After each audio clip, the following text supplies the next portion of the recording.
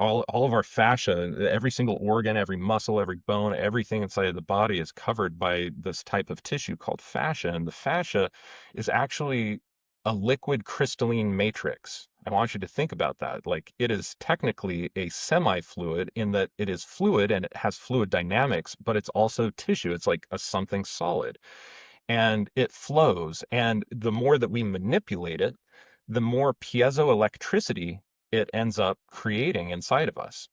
And this piezoelectricity is a large part of what allows our body and our nervous system and our endocrine system to all communicate with each other so that everything is on the same page psychologically, spiritually, and physiologically.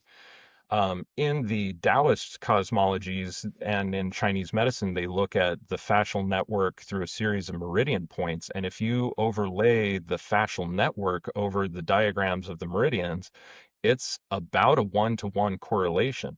And you begin to see that qi, or this kind of force that can be altered with acupuncture, acupressure, moxibustion, all these other different types of therapies, tai chi, qigong, etc.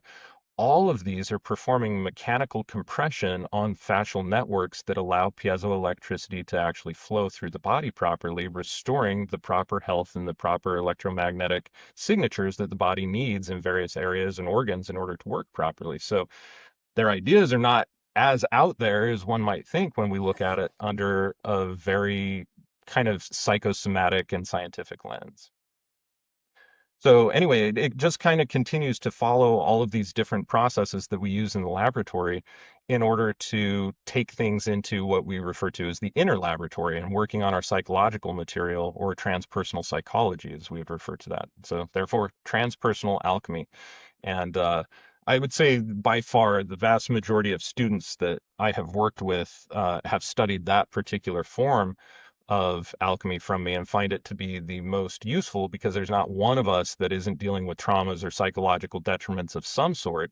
And learning how to find that all of the ways that we developed as a result of those traumas and other things is actually the gold that has developed our personality in a particular way. Like, for instance, I was raised in a very Mormon environment. I grew up in Utah, which is the like world capital of Mormonism, but I was Yeah. not Mormon. And so, like, as a young Oh, kid, I would meet a friend, I'd go play with the friend would invite me over to the house for lunch. Their mom would say, "Oh, what Mormon church do you go to?" They call that a ward. "What ward do you go to?" And I tell them that I was within the boundaries of, Snow Creek ward, for instance, and they'd say, "Within the boundaries." And I'd say, "Oh yeah, I'm not Mormon." It's like, "Okay, well, it's time for you to leave." And then I was never able to play with that friend again. wow. And this happened over and over and over and over and over, along with many other different types of religious discrimination. And so from a very early age, those types of experiences reinforced that I do not fit in. And by the time I was a teenager, I never really knew what group I fit in. I was kind of very fluid between lots of different types of groups because of this. But I never really had like a solid group of just like one group of friends that I would go and hang out with or do other things with.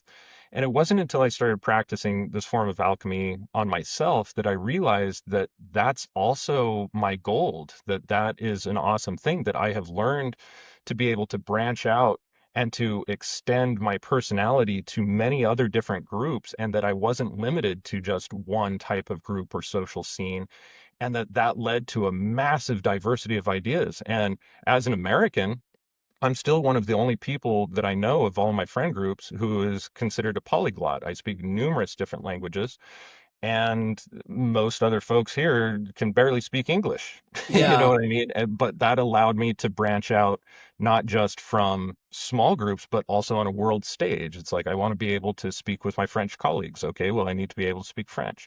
I want to be able to travel to South America. Okay, well, you need to be able to speak Spanish. I want to be able to read Paracelsus. Well, great. Now you need to be able to read and write German. All of these different types of things. So, Yeah.